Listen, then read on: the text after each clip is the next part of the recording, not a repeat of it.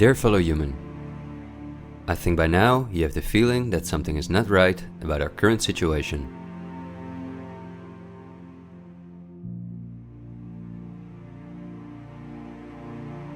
But I also think that the many ill-founded conspiracy theories may have caused you to distance yourself from both the media scaremongering and from those who spread the conspiracy theories. Still, I hope you will listen to me for a moment, because as you watch this video, hundreds of millions of people worldwide are falling into poverty because of the measures that have been in place for so long.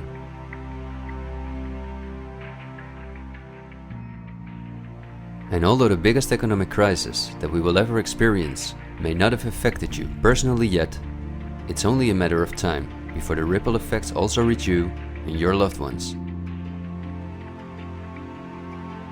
This is not alarmism, but the harsh reality we face. I also think that we can limit the damage and even benefit from it if we are properly and objectively informed about our current situation. Therefore, I would like to show you some easy verifiable facts that I think are essential. Less than a handful of megacorporations dominate every aspect of our lives. That may seem like an exaggeration, but from the breakfast that's on the table in the morning, to the mattress we sleep on at night, and everything we do, put on, or consume in between, all are largely dependent on these corporations. These are investment companies of immense proportions, and they manage the major money flows on Earth. They are the protagonists of the play which we are currently witnessing. So as not to take up too much of your time, I've summarized the most important information as briefly as possible. How does it work? Let's take as an example a company like PepsiCo, which is the parent company of many of the most popular soft drinks and snacks in the world. There appear to be many different competing brands, but they all come from the factories of a small number of corporations that together have a monopoly on the industry. Within the packaged food industry, there are a number of other major companies such as Unilever, the Coca-Cola Company, Mondelez, and Nestlé. On this image, you see that virtually every well-known brand in the packaged food industry belongs to one of these corporations. You can easily get this kind of information. You can verify it on the websites of the relevant brands or on Wikipedia. Companies of this size are usually publicly traded and have a board where the largest shareholders call the shots. On websites like Yahoo Finance, we can find detailed company information, including who the largest shareholders of these companies are. Let's take PepsiCo again as an example. We see that 73.14% of the shares are held by no less than 3,379 institutional investors. These include investment companies, mutual funds, insurance companies, banks, and in some cases, governments. Let's look at who the largest institutional investors of PepsiCo are. As you can see, just 10 out of the 3,379 investors account for almost 1/3 of all shares. The combined share capital of these top 10 has a value of approximately $60 billion. But of those 10 investors, 3 own more shares than the remaining 7. Let's remember their names and let's see who owns the most shares at the Coca-Cola Company, Pepsi's big competitor.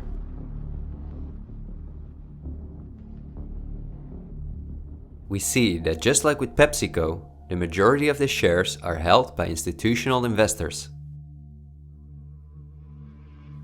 Let's look at the top 10 and start with the last one of them. 4 out of these 6 institutional investors we also saw at the last 6 of PepsiCo. These are Norton Trust, JP Morgan Chase, Geode Capital Management, and Wellington Management. Now, let's look at the 4 largest shareholders. 3 of these we also saw in the top 4 at PepsiCo. They are BlackRock, Vanguard, and State Street.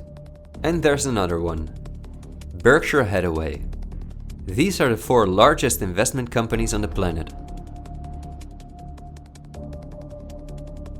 PepsiCo and Coca-Cola are anything but competitors. But also the other big companies that own many brands, such as Unilever, Mondelez and Nestlé, are owned by the same small group of institutional investors. And you don't only find these names in the packaged food industry. For example, let's look up on Wikipedia what the largest companies are within the technology industry. Facebook owns WhatsApp and Instagram. Together with Twitter, they form the most popular social media platforms in the world.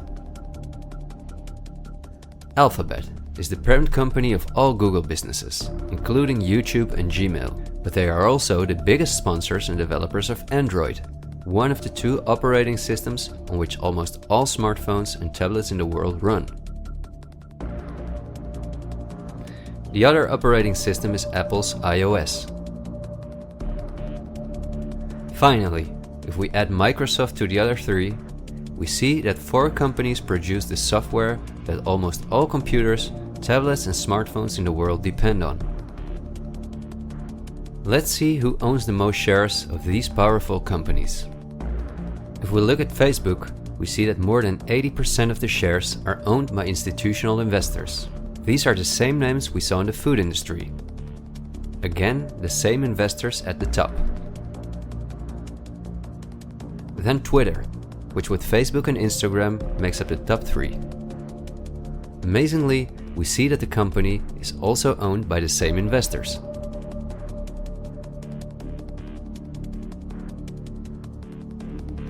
We see them at Apple, but also with their big competitor Microsoft.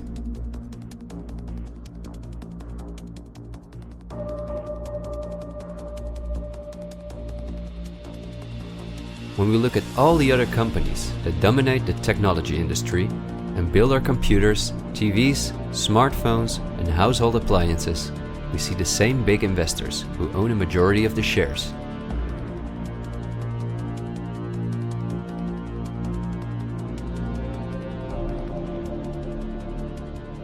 We see this within all industries around the world.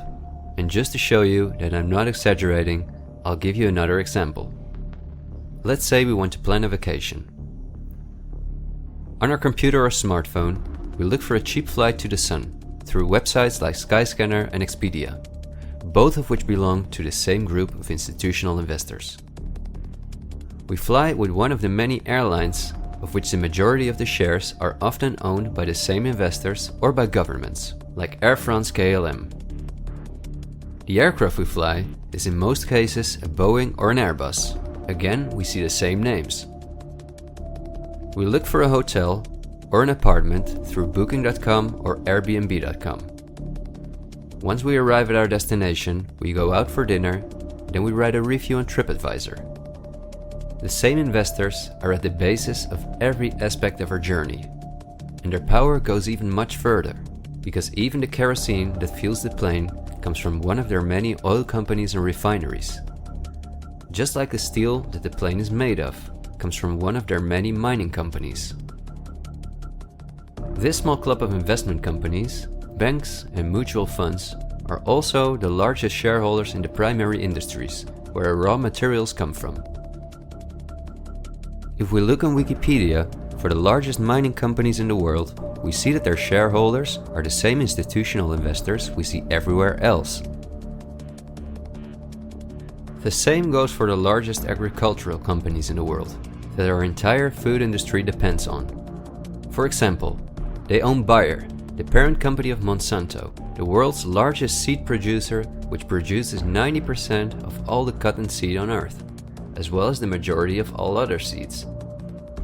But these institutional investors are also the shareholders of the largest textile manufacturing companies in the world, and even the numerous popular clothing brands that turn the cotton into the clothes we wear are owned by the same group of investors.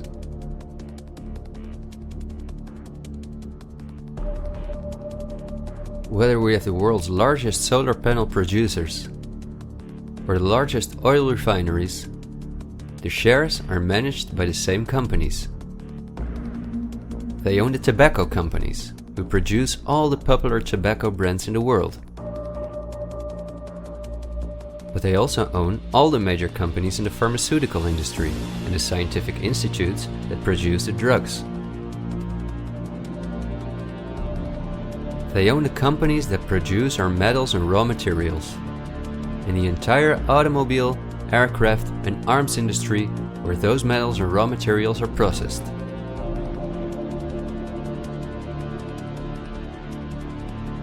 They own the companies that build our electronics. They own the big department stores and online marketplaces.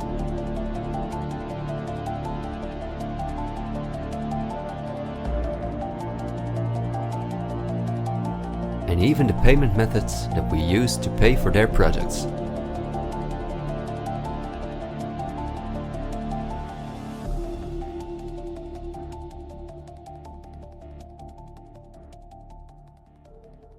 Because I want to keep my story as short as possible, I've decided to only show the tip of the iceberg.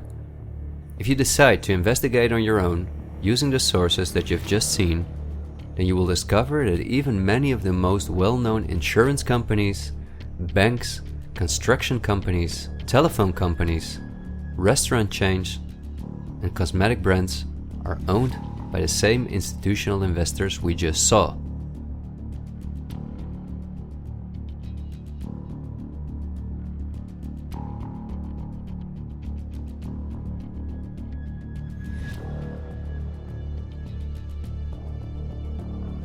These institutional investors are, as I told you earlier, mainly investment companies, banks and insurance companies. They are in turn also owned by shareholders. Now, what is the most amazing thing? All of these institutional investors own each other's shares, and together they form an immense network that we can compare to a pyramid. The smaller institutional investors are owned by larger investors, who in turn belong to even larger investors. The visible top of this pyramid consists of only two companies, and we have seen their names many times by now. They are Vanguard and BlackRock. The power of these two companies is something we can barely imagine. Not only are they the largest institutional investors of every major company on Earth, they also own the other institutional investors of those companies, giving them a complete monopoly. According to a report by Bloomberg, one of the most respected institutions in the world in the field of financial data and analytics, experts expect that by 2028, both companies will collectively manage about $20 trillion in investments, and in the process will own almost everything on Earth. The same Bloomberg called BlackRock the fourth arm of government, because it is the only non-government entity that has a close relationship with the federal banks, also called the central banks. BlackRock not only lends money to the federal banks, but is also their principal advisor and the developer of the computer system that the federal banks use. Dozens of BlackRock employees had senior positions in the White House during the Bush and the Obama administrations, and currently under Joe Biden. BlackRock CEO Larry Fink is a welcome guest with many heads of state and politicians, and understandably so. He's the face of the company that pulls the strings.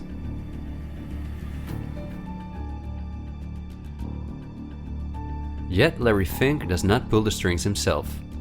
In fact, BlackRock itself is owned by shareholders. And if we look at who those shareholders are, we come to a strange conclusion. We see that BlackRock's largest shareholder is Vanguard, and this is where it gets dark. Vanguard itself has a unique structure that makes it impossible to see who its shareholders or clients are.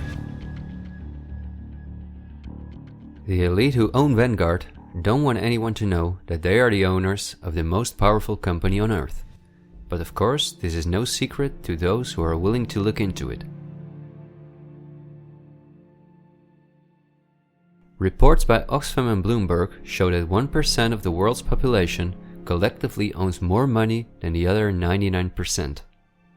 Indeed, Oxfam claims that as much as 82% of all the money earned in 2017 went to this 1% of people.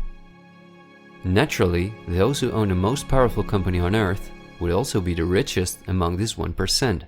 In other words, they are part of the 0.001%.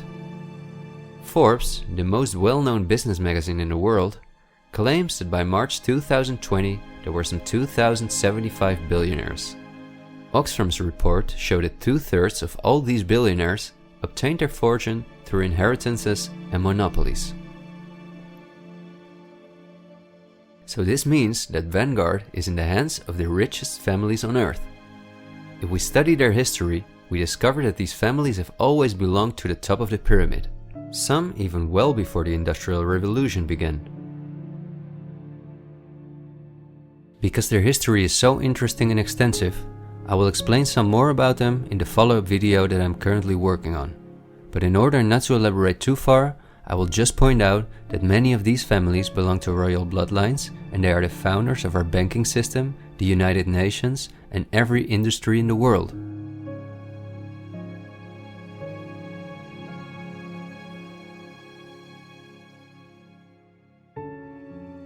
These families never lost their power, but because of an increasing world population, they were forced to hide behind investment companies such as Vanguard, whose largest shareholders are the private funds and non-profit organizations of these families.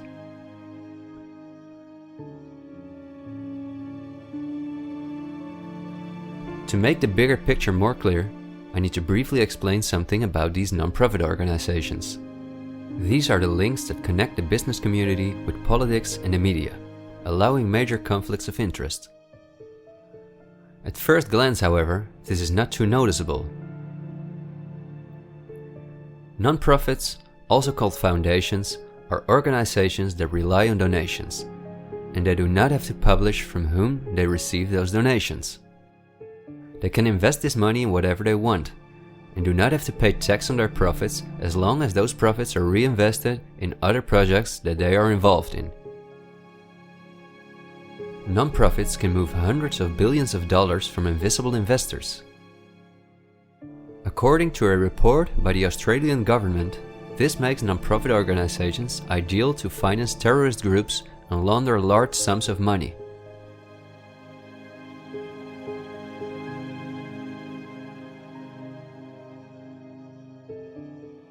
The foundations and funds of the families who are highest in the hierarchy of the 1% hide behind the scenes as much as possible.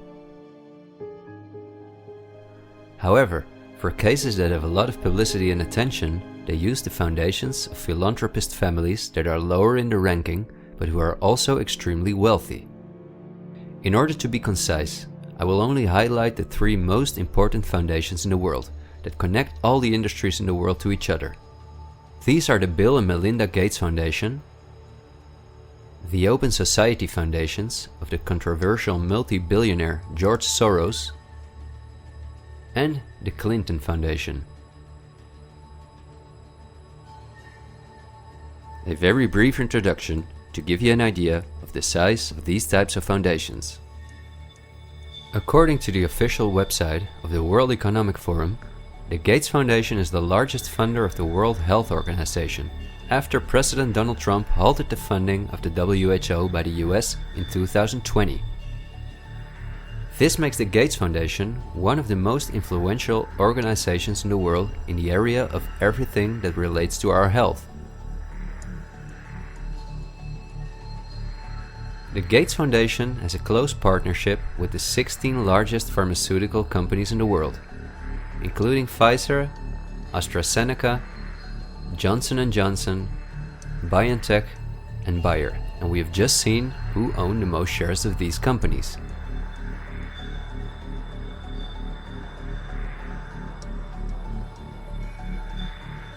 Bill Gates was anything but a poor computer nerd who made it to one of the richest people in the world, but he came from a philanthropic family that, just like himself, worked for the absolute elite.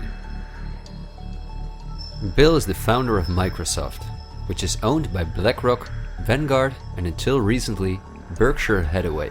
But at the same time, the Gates Foundation is the largest shareholder after BlackRock, Vanguard, and State Street in Berkshire Hathaway, where he was even on the board for a while. We would spend hours if we considered everything the Gates Foundation, the Open Society Foundations of George Soros, and the Clinton Foundation are involved in. But because they connect us with the next topic and with the current events, this brief introduction was important. I think the next topic should start with a question. A random person like myself, with very little experience in video editing, using an old laptop, can in 20 minutes objectively portray that only 2 companies have a total monopoly over all the industries in the world. So the natural question is, why don't you hear about all of this in the media? What? It's a good question. Every day we have the choice between countless reports, documentaries, and television programs, and yet not one of them talks about this. Is it something not interesting enough? Or might there perhaps be other interests at play? The answer we get again from Wikipedia. About 90% of the international media is owned by 9 media conglomerates. The companies owned by these media conglomerates are too many to mention, so I'm just going to show you the most important brands that we all know. Viacom CBS is the parent company of, among others, all CBS channels, Paramount, where the most famous movies and series in the world come from, MTV, Comedy Central, Nickelodeon, the popular British Channel 5, and the popular Australian 10. Guess who the largest shareholders of Viacom CBS are? Before we look at the other major conglomerates, let's not forget to mention our extremely powerful streaming monopolists, Netflix and Amazon Prime, both of which belong to the same shareholders. Then AT&T, which is the parent company of Warner Brothers, HBO, Discovery Channel, CNN, Cartoon Network, TNT, DC, and many other well-known brands. Guess who the largest shareholders of AT&T are?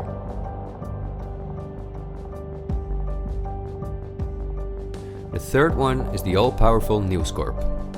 This company owns many of the most well-known national and regional newspapers, magazines, and TV channels in the US, the UK, and Australia. The shares of News Corp are owned by the American multi-billionaire Rupert Murdoch and by the institutional investors we see everywhere else. News Corp's sister company is Fox Corporation, which is also one of the most powerful media conglomerates on Earth. Just like News Corp, it is owned by the Murdoch family and the usual investors. Then the Walt Disney Company, a conglomerate of unimaginable dimensions, with many subsidiaries such as Pixar, Marvel, 20th Century, Lucasfilm, ABC, National Geographic, and Hulu. Who are their biggest shareholders? Another powerful media conglomerate is Comcast. This is the parent company of NBC, DreamWorks, Universal, the Sky Group, Focus Features, Xfinity, and many other major media brands. As you would expect, their largest shareholders are Vanguard and BlackRock.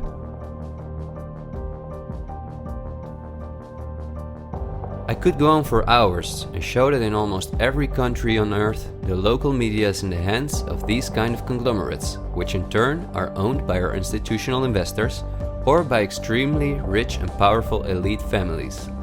In the UK, for example, virtually all popular newspapers and magazines are owned by the Daily Mail Group, Reach, and the aforementioned News Corp. In the Netherlands, the entire media is in the hands of the Persgroep, Mediahuis, and Bertelsmann. And in Germany, the entire media is either controlled by the German government, ProSiebenSat.1, Axel Springer, and again, Bertelsmann, which is also a conglomerate of unprecedented dimensions. Not only is this the parent company of the largest book publisher in the world, Penguin Random House, and owner and founder of BMG Music, Bertelsmann also controls a large part of the European media through their subsidiary RTL, a company with 67 TV channels, 10 streaming platforms, and 38 radio stations. Bertelsmann is owned by the ultra-rich Bertelsmann-Mohn family, who openly collaborated with the Nazis. Because of this, Reinhard Mohn was held as a prisoner of war in the US. Besides RTL, Bertelsmann also owns a large part of the French mainstream media. And together with Mediaset, the powerful Italian conglomerate of former President Berlusconi that controls the most important part of the Italian mainstream media, they also own all popular Spanish TV channels. Now, to complete the picture, let's look at where the news comes from that all these media outlets are feeding us on a daily basis. The various news media do not produce their news themselves, but use information and images from news agencies such as Reuters, the Dutch ANP, and the French AFP. These organizations are anything but independent. Reuters is owned by the powerful Canadian Thomson family. The ANP is owned by Dutch investor Kees Omen, and the AFP is largely financed by the French government.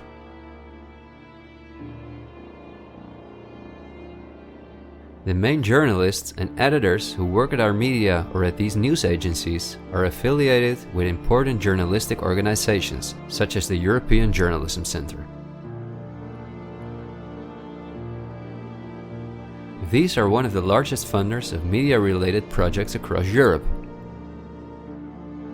They train journalists, produce study materials, give internships at, for example, the ANP, and work closely with the world's largest corporations such as Google and Facebook.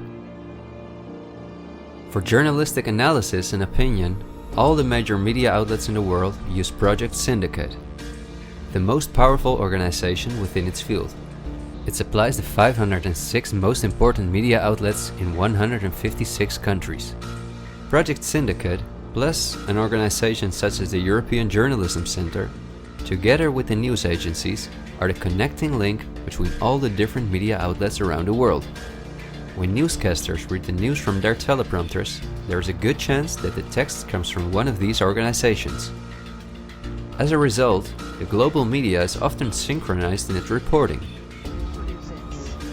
We are concerned about the trouble and trend of irresponsible, one-sided news stories plaguing our country. The sharing of biased and false news has become all too common on social media. More alarming, some media outlets publish these same fake stories without checking facts first. The sharing of biased and false news has become all too common on social media. More alarming, some media outlets publish these stories simply aren't true without checking facts first. Unfortunately, some members of the media use their platforms to push their own personal bias and agenda to control exactly what people think. And this is extremely dangerous to our democracy. This is extremely dangerous to our democracy.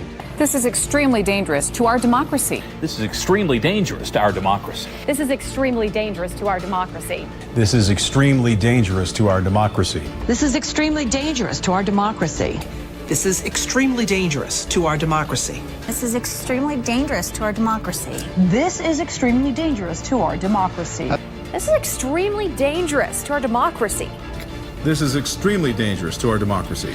This is extremely dangerous to our democracy. In September 2020, the European Journalism Centre and Facebook set up a fund to support selected news organizations to do the reporting during the corona crisis. Let's see who the organizations are that, along with the news agencies, produce our news. At Project Syndicate, we see the Bill and Melinda Gates Foundation, the Open Society Foundation, and the European Journalism Centre.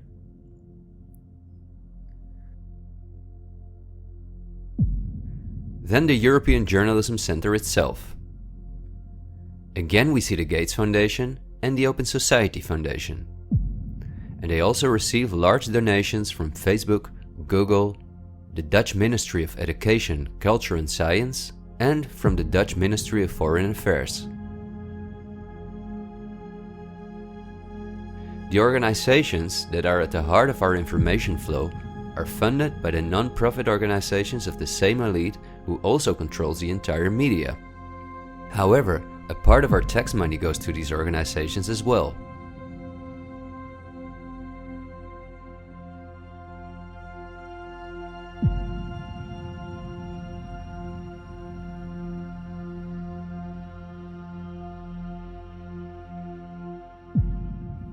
Okay, I realize this was a lot of information to process, and believe me, I've made it as short as possible, and I've only used those examples that seem necessary to show you the overall picture, so you can understand the current situation better. It is an all-encompassing topic that can change our view on many historical events, but my goal is to inform you about the danger in which we presently find ourselves. There will be enough time for us to delve into the past, so let's talk about the current events now. The elite that controls every aspect of our lives, up to the information that we receive, depends on an unimaginably coordinated collaboration to keep all the different industries on Earth connected to each other, in order to ensure they all work in the elite's interests. This happens at the World Economic Forum, one of the most important organizations in the world. At its annual meeting in Davos, the CEOs of the largest companies on Earth gather along with heads of state, politicians, and other influential individuals and organizations like UNICEF and Greenpeace. Serving on the board of trustees are former US Vice President and climate change guru Al Gore, BlackRock CEO Larry Fink, the President of the European Central Bank Christine Lagarde, the Director of CERN Fabiola Gianotti, the Queen of Jordan, the Director of the International Committee of the Red Cross Peter Maurer, and many other politicians and CEOs of the world's most influential companies. According to the WEF's official website, their annual membership fee ranges between 53,000 and 530,000 euros. But according to the WEF's year reports, around 71% of their total budget comes from its partners, who in this way pay for the membership of young politicians who cannot afford their own fee. Wikipedia reports the following. According to critics, the WEF is a business forum where the wealthiest companies can negotiate deals with other companies or with politicians. The purpose of the WEF for many of the participants would be personal gain instead of solving global problems. I don't like to make assumptions, but would there be so many problems on Earth if the key industry leaders, bankers and politicians since 1971 had gathered annually to solve our world's problems? Is it not strange that the world's leading environmental organizations have been meeting for 50 years with the CEOs of the most heavily polluting corporations while things just keep getting worse for our natural world?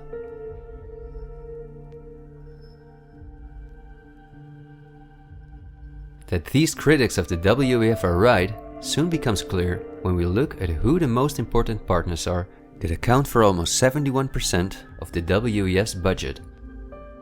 There are BlackRock, the Open Society Foundations, the Bill and Melinda Gates Foundation, and many other large corporations of whom Vanguard and BlackRock own the shares directly or indirectly.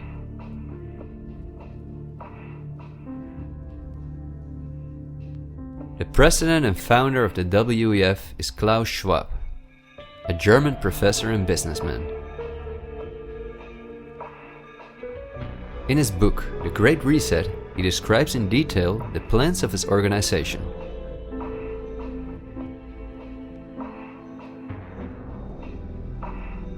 The coronavirus, according to him, is the excellent opportunity to literally reset our society in every regard.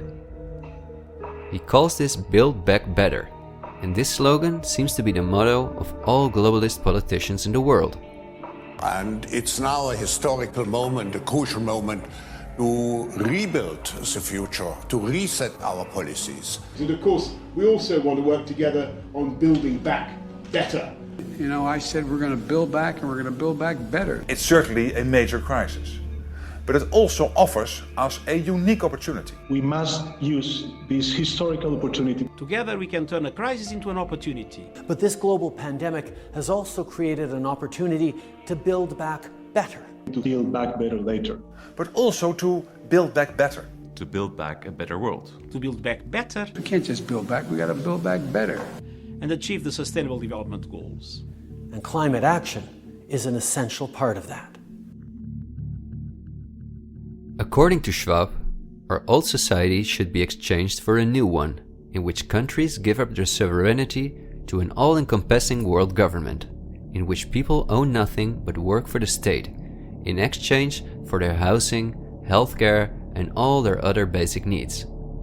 All of this is necessary, according to the WEF, because our modern consumer society, which the elite themselves imposed on us, can't keep going as it is. It's no longer sustainable.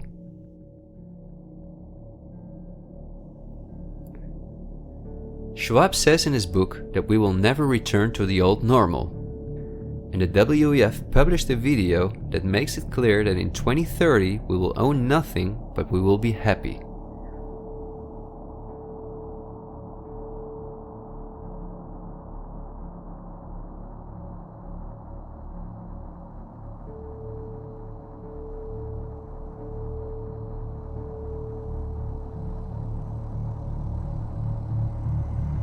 You've probably heard some talk about the New World Order. The media wants us to believe that this is a topic for conspiracy theorists, although it has been talked about for generations by presidents such as George Bush Sr., Nelson Mandela, and Bill Clinton. We have before us the opportunity to forge for ourselves and for future generations a new world order, a world where the rule of law, not the law of the jungle, governs the conduct of nations.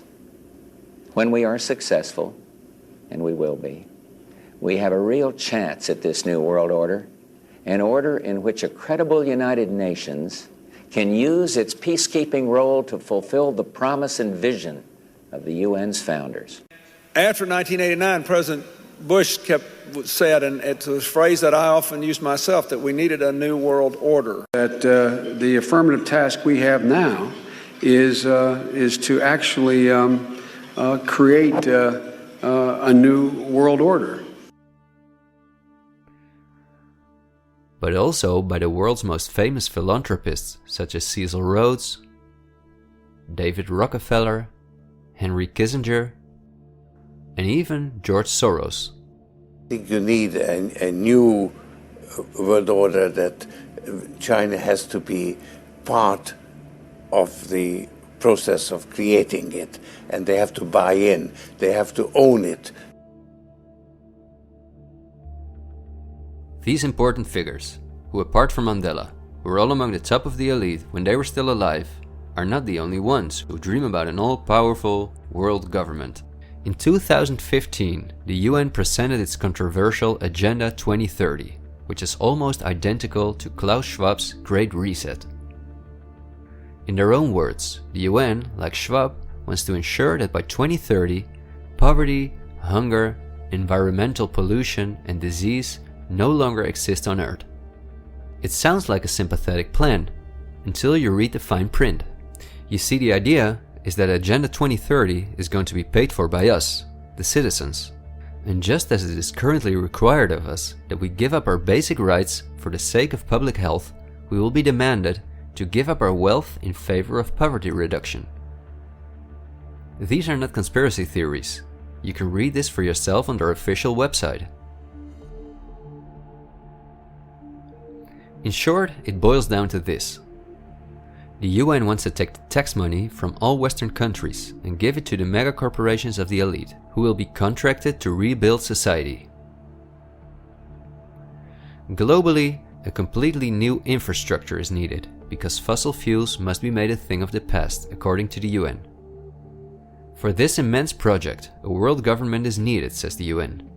And the same UN takes it upon herself to be this global government. Just like Schwab, the UN also believes that a pandemic is the perfect opportunity to accelerate the implementation of Agenda 2030. It is worrisome that the WEF and the UN openly admit that they consider pandemics and other disasters as an opportunity to transform society, especially since we have seen that the elite have all the resources at their disposal to make us believe that there is a pandemic, and even to create one. So we certainly should not take these things lightly, and we should examine them carefully. And when we do that, we come across things that are even more troubling.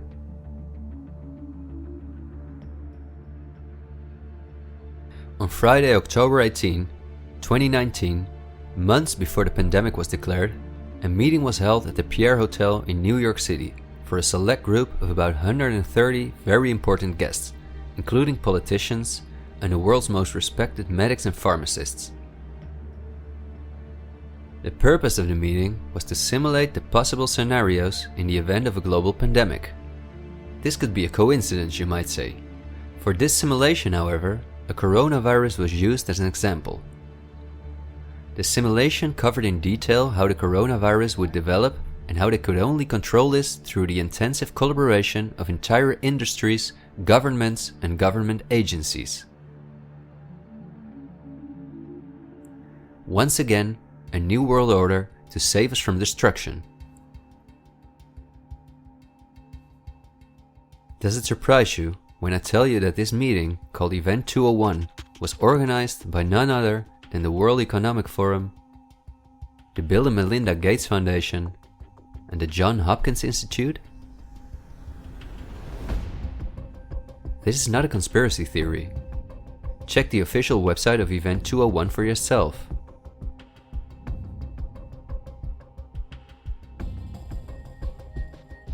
Perhaps at this point, it will no longer surprise you that the German Robert Koch Institute, which like every national health institute in the world is closely linked to the WHO, which is funded by Bill Gates, created a similar simulation in 2012. As was the case during Event 201, the simulation assumed the coronavirus. This simulation assumed that in a Southeast Asian food market, a coronavirus would spread from animal to human. How coincidental, isn't it? In this simulation, it takes several weeks for the authorities to identify the virus, allowing it to spread worldwide. The simulation is made of the consecutive 3 years, in which there are lockdowns and economies are destroyed. But also the impact on society is simulated in all aspects, even the protests. I won't tire you with the details. In fact, you can download this analysis for yourself from the website of the German government. The last thing I want to show is an excerpt from a lecture that Belgian top virologist Mark van Ranst gave on January 22, 2019 at the Chatham House, a major non-profit organization in London, where important world leaders meet to discuss global issues. Winners of the Chatham House Prize include Hillary Clinton, Melinda Gates, and John Kerry.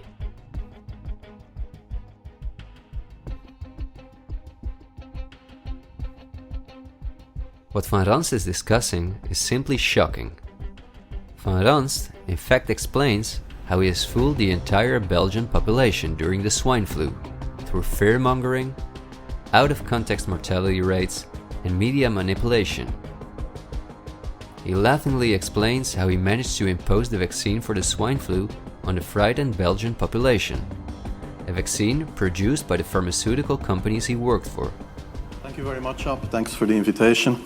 And I was asked to tell you about my experiences being the crisis manager, the flu commissioner for Belgium, and highlighting the communication. And then you have one opportunity to do it right. I mean, day one is so important. In day one, you start your communication with the press, with the people, and you have to do it right. I mean, you have to go for one voice, one message. In Belgium, they chose to appoint a non-politician to do that. I mean, I have no party affiliations, and that makes things a little bit, at that time at least, a little bit easier, because you're not attacked politically, majority, minority. That doesn't come into play, and that was a huge advantage. The second advantage is that you can play in Brussels the complete naive guy and get a lot more done than you would otherwise be able to do. You have to be omnipresent that first day or the first days, so that you attract the media attention. You make an agreement with them that you will tell them all, and if they call, you will pick up the phone. When you do that, then you can profit from these early days to get complete carpet coverage of the field, and they're not going to search for alternative voices there. And if you do that, that makes things a lot easier. These first weeks, That's easy street. When you have no opposition and everybody needs news and they can come to you for news, you can bring quite a lot of neutral information, and it is picked up, and it is well, the news is brought the way you bring it, and that is you can only do that in the first couple of weeks or months. And then you have to say, okay, well, we will have H1N1 deaths. Of course, that would be unavoidable. I used there Sir Donaldson's quote, where he said that in the UK, by the peak of the epidemic, 40 people would die per day at the end of the summer. So 62 at that time million people in the UK, 40 deaths a day. I worked it out for Belgium. That would be 7 deaths a day at the peak of the epidemic. I used that in the media. 7 Belgian flu deaths per day at the peak of the epidemic would be realistic. That is true in every year, even interpandemically. That is very, very conservative. However, talking about fatalities is important, because when you say that, people say, wow, what do you mean? People die because of influenza? And that was a necessary step to take. And then, of course, a couple of days later, you had the first H1N1 death in the country, and the scene was set and it was already talked about. And then you had to pick who is going to be vaccinated first. And then, well, women and children first, whatever. I mean, risk groups, they were important. And then I misused the fact that the top football soccer clubs in Belgium inappropriately and against all agreements vaccinated they made their soccer players priority people. So I said I can use that. Because if the population really believes that this vaccine is so desirable that even the soccer players would be dishonest to get their vaccine, I said, okay, I can play with that. So I made a big fuss about this. This is Van Ranst is raving mad. But it worked. The Chatham House organization is also funded by all major corporations of the elite, the Gates Foundation and the Open Society Foundations. We could talk for hours about the coronavirus, which has a survival rate of 99.98%, and about the incomprehensible measures that are destroying our society. Millions of entrepreneurs have lost their income. Countless elderly people have died in loneliness, isolated from their families. But I think we have reviewed enough facts that put the global COVID measures in a broader context, seen from the perspective of the elite. This extremely wealthy elite, collectively of tens of thousands of billions, has no problem whatsoever with the fact that more than 40% of the world's population has to live on less than $5.50 a day, or that millions of children are dying from the drinking water contaminated by them, or from malnutrition, or by their bullets and bombs. They just want to get more powerful. The elite have absolutely no intention to share their wealth with us. In fact, they are honest about their plans to take even the last bit from us, and those plans are being rolled out as I'm telling this. The underlying motives of the elite will not be explained in this episode, because for this we have to dive into history and discuss topics that are beyond our modern rational thinking. But for now you may understand well enough with the simple logic that a new world order, or an all-encompassing world government, is the only way for a small elite to retain its power over an ever-increasing world population. Companies like BlackRock and Vanguard do not benefit from national borders, import taxes, and real diversity.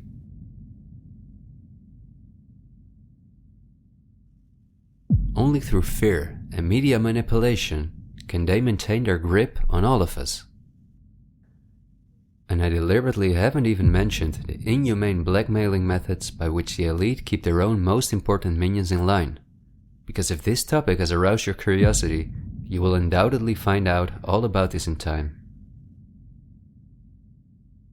The elite have no intention to cure us from the countless diseases we've contracted from the toxic food they've produced, and from the environmental pollution which they have caused. After all, if we didn't get sick, the entire pharmaceutical industry would collapse. Nothing sells like fear is the motto of top virologists like Mark van Ranst. You will be amazed, as I was, when you discover that we have been warned countless times about this elite. I think we're being run by maniacs. If anybody can put on paper what our government and the American government, etc., and the Russian, Chinese, what they are actually trying to do, I think they're all insane. But I'm liable to be put away as insane for expressing that. That's what's insane about it. Don't you agree? For we are opposed around the world by a monolithic and ruthless conspiracy that relies primarily on covert means for expanding its sphere of influence, on infiltration instead of invasion, on subversion instead of elections, on intimidation instead of free choice, on guerrillas by night instead of armies by day. It is a system which has conscripted vast human and material resources into the building of a tightly knit, highly efficient machine that combines military, diplomatic, intelligence, economic, scientific, and political operations. Its preparations are concealed, not published. Its mistakes are buried, not headlined. Its dissenters are silenced, not praised. No expenditure is questioned, no rumor is printed, no secret is revealed.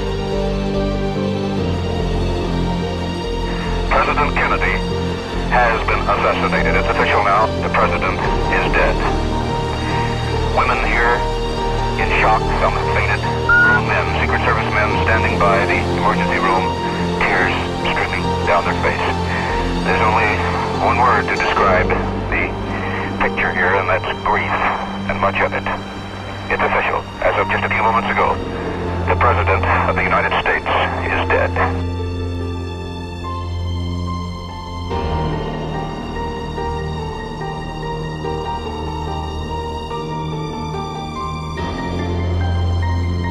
When you're talking about like really elite levels, the name of the game is blackmail. That's what runs the whole system basically. They want compromised people because they're easy to control. I'm not suicidal.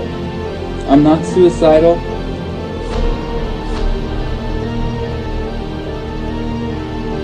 The deep state is those people within the U.S. government that are career employees that cannot be fired by people that we elect by the Congress or the President.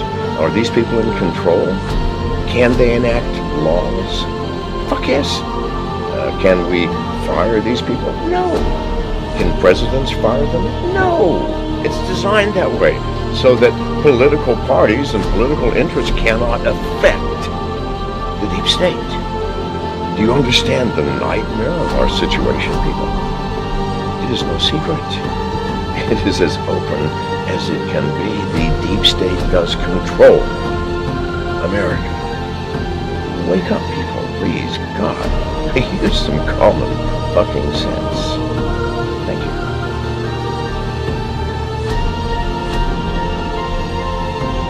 Something like 1984 could actually happen. This is the direction the world is going in at the present time.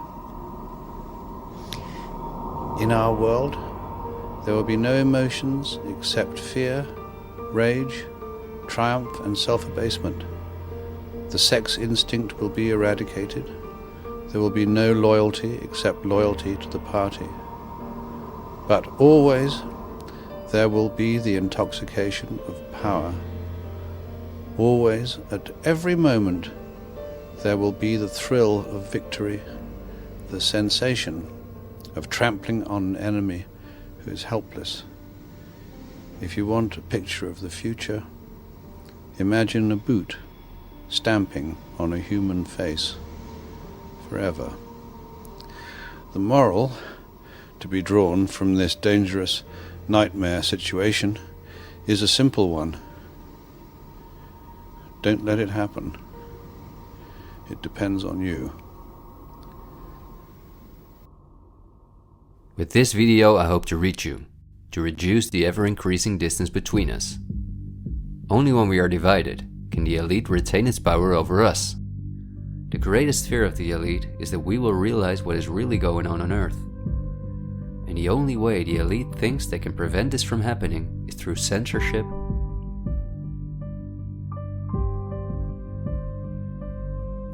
preventing human contact,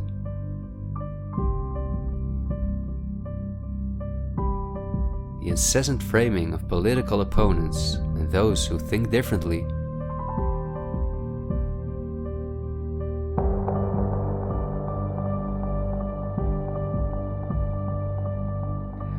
and the use of brute force.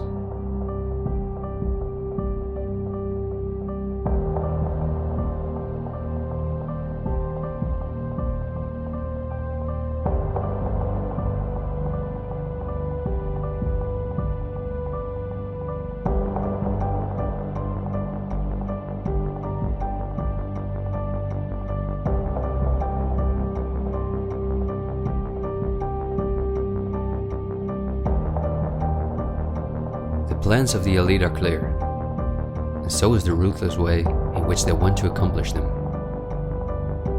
If we allow this to happen, a new society will be built on the ashes of what we once knew. A new society in which we will own nothing, not even a home of our own. The elite wants to make sure that between now and 2030, everything you now own will be theirs. For this, devastating economic crisis is necessary. First, the middle class is attacked, which is the backbone of society. Entrepreneurs are forced to go into tremendous debt, which will ultimately cause them to lose all their possessions. After that, things will move quickly. Banks will fall, cash money will cease to exist, and the only way not to starve to death will be the acceptance of government support, which will include several conditions, such as the vaccination passport and giving up all private possessions.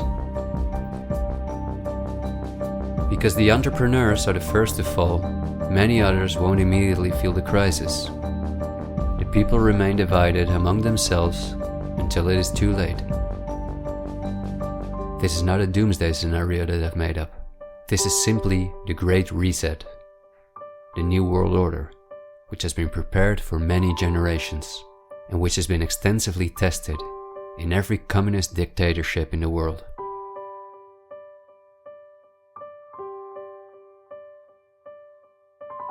But this can also go a different direction, and instead of a great reset, we can cause a great awakening and create a world where no one has to go hungry, and where we can live in a sustainable way, in freedom with each other and with nature.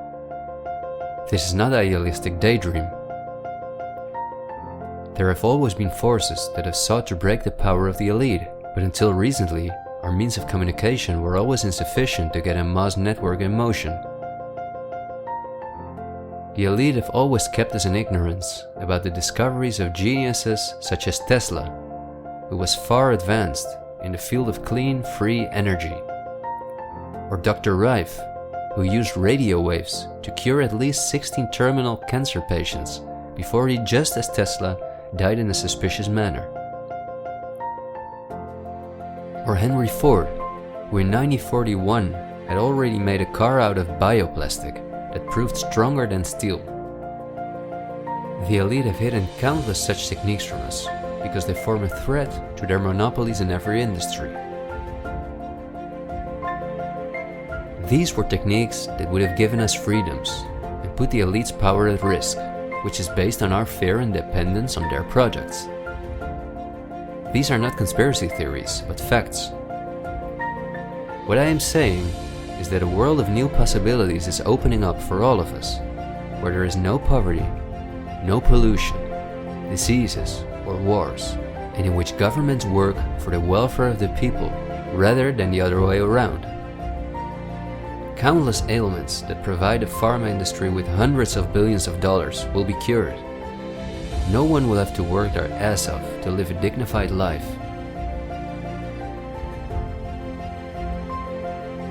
People will no longer live in fear because of the lies of the media, the pharma industry, the climate lobbies, and politicians. It's all on the horizon, but we have to go through the storm first and recognize what the real problem is in our society. I want to thank you for listening to me, and I hope someday, in freedom, together we'll reflect back on this unique moment in history. There is still so much to tell, but we will save the rest for later. This video was only intended as an introduction. This is where our journey starts, and it will be a difficult one, but we will undertake it together, and we will help each other get up when we fall.